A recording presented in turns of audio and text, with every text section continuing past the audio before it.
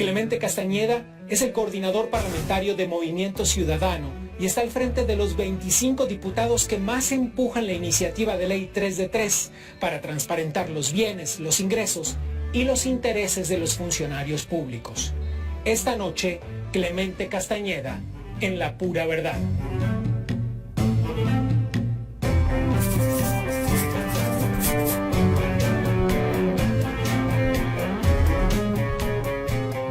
A ti te ha ocupado buena parte de tu tiempo público el apoyo a una iniciativa que se llama 3 de 3. Hacer la realidad implica comprometerse con 3 declaraciones concretamente. Pero no solamente hacerlas, sino darles carácter público, darles publicidad. Esto significa que todos los ciudadanos, todos los mexicanos puedan saber de un político, de un representante popular, de un servidor público, cuánto tiene. Es decir, que más esa es información que debe ser pública. O sea, la fiscal es cuánto gana, digamos. La patrimonial es cuánto tiene en propiedades, en bienes. Y la de conflicto de interés, que digamos es la parte... Esta es mi favorita porque es la más difícil. Es la más difícil, pero al mismo tiempo es la más innovadora. Como toda actividad profesional, como toda actividad humana, como toda actividad política, tú puedes tener potencialmente un conflicto de interés para que tus decisiones se orienten a favorecer a alguien. Eso no sería necesariamente malo si todos supiéramos a qué intereses responde cada quien. Si soy miembro de alguna empresa, si tengo algún interés en alguna asociación civil, si soy donador o participo en alguna empresa de carácter o asociación de carácter altruista, si soy miembro de algún colegio, agrupación, etcétera, etcétera, con la finalidad de que cualquier decisión que pueda afectar positiva o negativamente a con quienes yo simpatizo, se identifique y se transparente. Tener intereses, lo digo con todas sus letras, no es necesariamente malo. Lo malo es ni es ilegal. Ni es ilegal. Lo malo es estarlos ocultando y de esa manera disfrazar una actividad pública. El punto es que hay algunas cosas de la iniciativa que como están expresadas suena como difícil de... La declaración de intereses. ¿Dónde han trabajado? ¿Cuáles son sus compadres, sus amigos y sus prestamistas? O sea, ¿cómo se hace una lista de amigos? Y los parientes, Gabriel. Porque no solo atañe esta parte de la declaración de intereses. Bueno, pero lo de los parientes es fácil de saber, digamos, pero los amigos... Mira, no es tan fácil porque incluso dice, pues yo estoy peleado con mis suegros y no tengo en realidad información sobre este tema. No nos interesan sus asuntos personales aquí. No lo digo por mí, al contrario, tengo una extraordinaria relación. Pero sí es el tema más sinuoso, justamente, la declaración de intereses. ¿Por qué es el más innovador, Gabriel? Porque no hay antecedentes en este país en el sentido de que se dé ese nivel de transparencia a la actividad pública. Yo creo que todos los que nos dedicamos a esto necesitamos entender que el momento político por el que atraviesa el país requiere de compromisos muy claros, de acciones muy concretas y de medidas que puedan reconstruir la legitimidad de el sistema político, si tú quieres, de la actividad pública y que generen confianza y generen certidumbre de que a quienes les encomendamos una responsabilidad sepamos exactamente quiénes son. Uno de los grandes problemas en el país es que los políticos se enriquecen a costa del erario público. Me sigue fascinando siempre de la misma manera, y lo digo con respeto, acabo de conocerte, no tengo ninguna razón para que se entienda lo contrario, pero me sigue fascinando cómo los políticos hablan de los políticos en tercera persona como si no fueran parte del universo político. No, pero es que no todos los políticos son iguales y no todos los políticos tienen la misma idea ni del 3 de 3 ni de ningún otro tema. Ya. Yo provengo de una expresión política que cuando menos tiene una concepción distinta, eminentemente pública de la acción política, que creo que en el país urgen medidas importantes, posiciones diferentes y que le hablemos a la gente con claridad, que demos la cara, que no nos estemos escondiendo, que rendamos cuentas, que seamos transparentes. Creo que eso es lo que podemos aportarle a la vida pública. Y justamente en ese contexto, me atrevo a hacer el comercial, los diputados de Movimiento Ciudadano, que me honro en coordinar, somos los únicos, el único grupo parlamentario que ha hecho su 3 de 3 antes de que sea una obligación, de tal suerte que todos pueden saber que tenemos cuáles son nuestros intereses y qué hemos hecho con nuestra declaración fiscal. Esos 25 diputados representan el 5% de la Cámara. ¿Qué temas ponen esos 25 diputados sobre la mesa que difiera de los otros partidos? Quizá en términos temáticos podemos encontrar coincidencias. En lo que no tenemos coincidencias es en la manera en lo que entendemos cómo entendemos estos temas. Te doy algunos ejemplos. En el tema de transparencia y combate a la corrupción, nosotros rechazamos la simulación que quieren hacer algunos partidos políticos y decimos no, tomemos medidas que nos comprometan a todos. 3 de 3 es un ejemplo, pero vendrá toda una discusión en el Sistema Nacional Anticorrupción, donde lo que nosotros decimos es démosle dientes a la Auditoría Superior de la Federación, démosle dientes a la función pública para traducirlo en una fiscalía que tenga recursos a la mano y comprometámonos con una legislación de avanzada que nos permita combatir la corrupción. Eso es completamente distinto a hacer una reforma de mero membrete para tratar de cumplir lo que discursivamente se han comprometido los partidos de siempre. En materia de derechos humanos, nosotros hemos insistido en que el país atraviesa por una grave crisis de derechos humanos, que estamos en una situación límite donde se pone en riesgo la vida de las personas, particularmente los grupos vulnerables. Y nosotros no solamente lo decimos, sino que presentamos una serie de iniciativas para proteger a las minorías que nadie protege y de las que nadie se ocupa. Por otra parte, tú tienes a los partidos de siempre, no solamente sin querer dar pasos en esta materia, sino además simulando y dejando de reconocer que efectivamente tenemos una crisis de derechos humanos. Nosotros hemos hecho un gran esfuerzo por poner en la agenda de la discusión la protección a las mujeres, la protección a los menores, la protección a los grupos indígenas, que es la agenda que más ha avanzado últimamente y que ya la Cámara de Diputados ha tomado medidas importantes. ¿Estás a favor del hoy no circula ampliado, lo que supongo te genera una buena cantidad de enemigos en las redes sociales? ¿Lo sabes? Yo lo digo con absoluta claridad y además responsabilidad.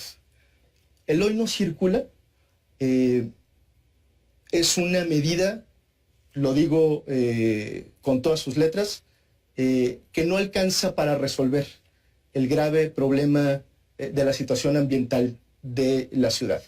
Sin embargo, creo que estamos obligados a poner de nuestra parte para tratar de resolver el problema. Hay un bien superior. ¿Cuál es el bien superior? La situación ambiental de la ciudad, en la que creo que todos necesitamos contribuir de alguna manera. Tampoco justifico el hoy no circula como la panacea o como la única medida para resolver el problema. No, ahí mantengo una distancia crítica de la autoridad de la ciudad y de los distintos involucrados, en el sentido de que falta mucho por hacer. No hay una política integral ambiental. Porque déjame entender entonces desde la perspectiva en la que todos tenemos algo de responsabilidad, incluso los ciudadanos hemos sido displicentes en ese sentido, es decir, ¿hay algo de responsabilidad ciudadana en eso? Mira, sí, por supuesto que hay algo de responsabilidad ciudadana en el tema ambiental, pero no es una responsabilidad única. Aquí hay una responsabilidad mayor, y también hay que decirlo, que es de la autoridad. Quien tiene la información es la autoridad. Quien tiene que tomar medidas contingentes es la autoridad. Quien tiene o quien tuvo que haber tomado medidas drásticas, específicas en el tema ambiental, es la autoridad. Por eso les pagamos, por eso nos pagan, por eso somos servidores públicos. Y yo creo que ahí no se trata de eximir a nadie de su responsabilidad, pero sí se trata de entender que en este momento tenemos una situación bastante complicada en la que todos tenemos que poner de nuestra parte. Hay más o menos 10,000 indígenas presos. De ellos, 85% no han tenido una asistencia legal que estuviera de la mano de un traductor. Eso es lo que tú has puesto sobre la mesa en diversas discusiones. ¿Qué se hace desde la Cámara para que esto no pase más? Porque son ciudadanos mexicanos y necesitamos asistirlos de manera cabal. Me da mucha pena decirlo en estos términos, pero hay que decirlo para empezar a resolver el problema. En este país hay ciudadanos de primera y hay ciudadanos de segunda. Y lamentablemente lo que ha sucedido con los pueblos y con las comunidades indígenas en general es darles un trato de ciudadanos de segunda, que no tienen la misma condición. Tú acabas de poner uno de tantos ejemplos. Y es probablemente ancestral. Es decir, no es de ahora, ni del No. año pasado, ni de la década anterior. Es algo realmente ancestral. Absolutamente. Cuando hablamos de que hay una deuda histórica... bueno, histórica, no ancestral. Sí. Quizá valdría la pena acotar que el tema tiene muchísimos años. Lo cuestionable es porque en la actualidad, si sabemos la deuda que tenemos, si tenemos una serie de instrumentos a la mano, no los corregimos en este momento. Tú ponías el ejemplo de quienes están presos y quienes desgraciadamente no tienen acceso a un traductor para poder llevar a cabo un juicio justo, sin tratar de culpar ni por supuesto eximir a nadie. Hay un tema fundamental en materia de derechos indígenas que tiene que ver con la reivindicación, el reconocimiento y la tutela de los derechos lingüísticos. La identidad se construye fundamentalmente a partir de la lengua. Y el hecho de no reconocer la lengua y de darles las condiciones para que puedan hacer uso de su lengua, para que sigan construyendo su propia identidad, si no se hace eso, lo que estamos haciendo es amenazarlos, es infringir un daño, es no ser justos con la manera en la que ellos están planteando su comunicación o su visión del mundo. Pero ¿qué se hace en términos legales? Es decir, va a haber que poner un planteo concreto y asistirlos de manera que legalmente no pueda llevarse a cabo un proceso contra una persona que no entiende lo que está pasando. Te voy a poner un ejemplo concreto en materia legislativa. La ley Telecom hacía referencia a la lengua nacional y decía que la comunicación que se estableciera en el espectro radiofónico tendría que hacerse en la lengua nacional, como si el idioma español o castellano fuera la lengua nacional. Bueno, este planteamiento de la ley, que afortunadamente ya se reformó por la Cámara, es una contradicción del carácter plurilingüístico que tiene México. Exacto. Declarado inconstitucional por la Corte, pero además es una aberración en términos de entendimiento de la pluriculturalidad del país. Este tipo de reformas empoderan a las comunidades y a los pueblos indígenas para reivindicar sus derechos lingüísticos. Y es un primer paso fundamental para tratar de ir por otra serie de derechos. Eres politólogo, te entrenaste en el mundo de las ideas. Ha llegado la hora de pensar en el país que queremos, pero meter las manos para ejecutar lo que debemos hacer. Porque a veces, como ciudadanos, tenemos la idea de que está sucediendo casi todo lo opuesto. Mira, yo soy un estudioso de las ideas políticas, así me formé. Tuve la oportunidad de tener una formación académica en ese sentido, pero estoy plenamente convencido que las ideas sin acción pues son solo ideas. Y en este momento lo que necesitamos también es acción política, Gabriel. Y también necesitamos que estas ideas se traduzcan en una serie de acciones, determinaciones, posiciones en el terreno de la política. Por eso yo decidí hacer política, porque sí creo que la política es un instrumento de transformación de nuestra realidad, de nuestro entorno. Así es que yo creo que hay afortunadamente en el país una sociedad emergente, pujante, que imagina un país completamente distinto y que está dispuesto a actuar en el ámbito de sus responsabilidades y de sus competencias para tener una sociedad mucho más justa y mucho más equitativa. Déjame brindar contigo porque seamos capaces de eso, de ejecutar las transformaciones que necesitamos para crecer. Pues salud y muchas gracias.